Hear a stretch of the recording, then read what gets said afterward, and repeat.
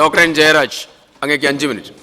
Sir, ഞാൻ ഈ ധനകാര്യ ബില്ലിനെ പിന്താങ്ങുകയാണ്.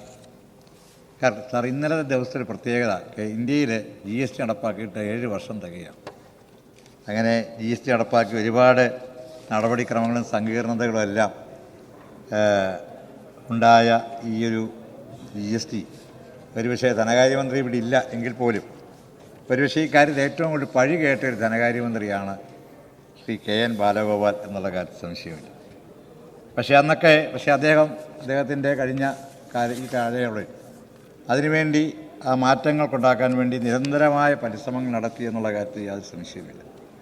ഒരുപക്ഷെ GSTയുടെ കൗൺസിലുകളിലെ ഈ കഴിഞ്ഞ ഞായറാഴ്ച നടന്ന 53ാം GST കൗൺസിലെടുത്ത തീരുമാനങ്ങൾ ദീർഘകാലമായിട്ട് GST രംഗത്ത് നിലനിന്നിരുന്ന ഒരുപാട് പ്രശ്നങ്ങൾക്ക് പരിഹാരം ഉണ്ടാക്കാനുള്ള ക്രിയാത്മകമായ ഇടപെടലായിരുന്നു എന്നുള്ള കാര്യം സംശയമില്ല. ഈ ആംനസ്റ്റി സ്കീമിൻ്റെ പിഴവുകൾ ലഘൂകരിക്കൽ, അപ്പീൽ നടപടികൾ കാര്യക്ഷമമാക്കൽ തുടങ്ങി നിരവധി ആശ്വാസ നടപടികളാണ് സ്വീകരിച്ചിരിക്കുന്നത്.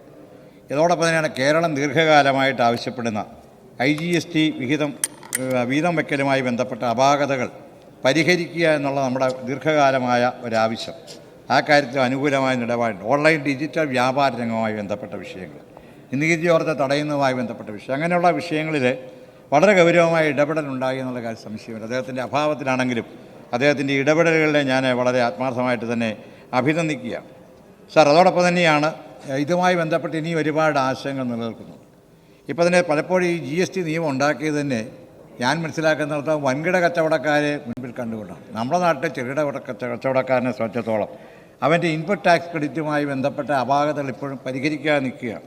കാരണം വെച്ചാൽ പലപ്പോഴും വൻകിട കച്ചവടക്കാരൻ ടാക്സ് അടച്ചോ ഇല്ലയോ എന്നുള്ളത് അറിയാനുള്ളൊരു സംവിധാനം യഥാർത്ഥത്തിൽ GSTക്ക് ഉണ്ടെങ്കിൽ പോലും നമ്മുടെ സാധാരണ കച്ചവടക്കാരനെ സംബന്ധിച്ചിടത്തോളം, അത് വാങ്ങുന്ന കച്ചവടക്കാരനെ സംബന്ധിച്ചിടത്തോളം അതില്ല എന്നുള്ളത് പ്രധാനപ്പെട്ട. അതുകൊണ്ട് തന്നെ അവൻ്റെ ഇൻപുട്ട് ടാക്സിൻ്റെ കാര്യത്തിൽ കൃത്യമായി ലഭിക്കാതിരിക്കുന്ന സാഹചര്യം പലപ്പോഴും ഉണ്ടാകുന്നു.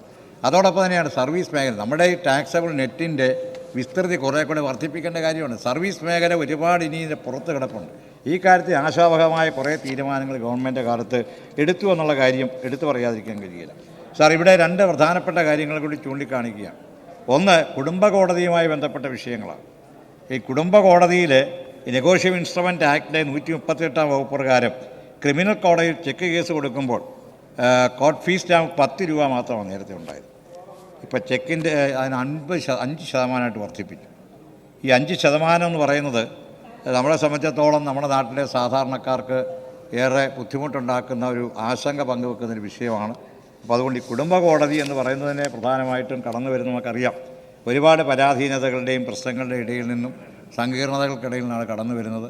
അപ്പോൾ ആ കാര്യത്തിൽ അവരോട് കാണിക്കുന്ന ഒരു നല്ല സമീപനം തീർച്ചയായിട്ടും അവരുടെ മാനസികമായ ബുദ്ധിമുട്ടുകൾക്കിടയിൽ കൂടുതൽ സാമ്പത്തികമായ ദുരിതങ്ങളിലേക്ക് അവരെ എത്തിക്കാതിരിക്കുക എന്നുള്ളത് ശ്രദ്ധിക്കേണ്ട കാര്യമാണ്. സാർ, അതോടൊപ്പം തന്നെയാണ് ഈ ആക്ടിനകത്ത് പറയുന്ന ഒരു പ്രധാനപ്പെട്ട വിഷയം ഞാൻ കണ്ടെത്തിയത്, ഈ ഏതെങ്കിലും തരത്തിൽ വാദി കേസുമായി ബന്ധപ്പെട്ട് മരണപ്പെട്ടാൽ ഇതാർക്ക് തിരികെ കിട്ടുമെന്നുള്ള കാര്യത്തിലൊരു ഉറപ്പ് കൃത്യമായി പറയുന്നില്ല. ആ കാര്യത്തിലൊരു പരിഹാരം ഉണ്ടാകണം.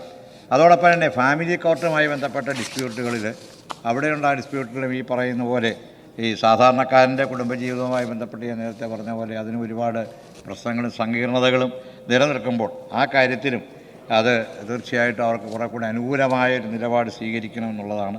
ഞാൻ അതോടൊപ്പം തന്നെയാണ് സാർ, വാടകച്ചീട്ട് കേരളത്തിൽ ഇവിടെ പറഞ്ഞിട്ടില്ലെങ്കിൽ പോലും നിലവിലിപ്പോൾ 500 രൂപയുടെ സ്റ്റാമ്പ് പേപ്പറിലാണ് ഒപ്പിടുന്നത്.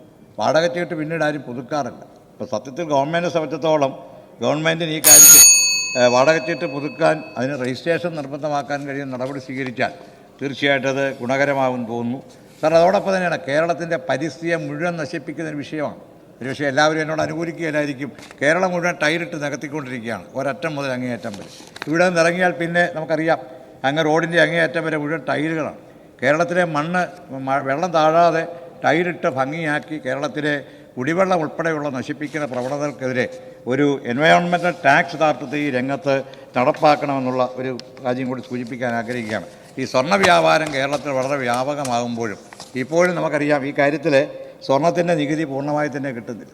ഇതിന് GST കൗൺസിലിൽ സംസ്ഥാനങ്ങളോട് വേണമെങ്കിൽ വേ ബില്ല് തയ്യാറാക്കാം എന്ന് പറഞ്ഞെങ്കിൽ പോലും ഈ കാര്യത്തിനും കാര്യക്ഷമമായ നടപടിക്രമങ്ങൾ പാലിച്ചിട്ടില്ല.